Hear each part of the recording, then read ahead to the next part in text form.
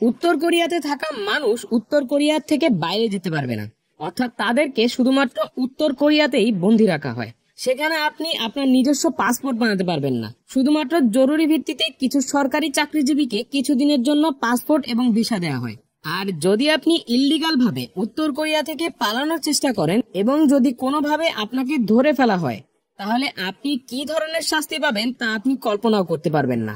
উত্তর কোরিয়াকে পৃথিবীর প্রায় সব দেশই ভয় পায়, কেননা কিছুদিন পর পরই উত্তর কোরিয়ার রাজা কিম জং উন নিউক্লিয়ার বম এবং তৃতীয় বিশ্বযুদ্ধের ভয় সম্পূর্ণ পৃথিবীকে দেখাতে থাকে।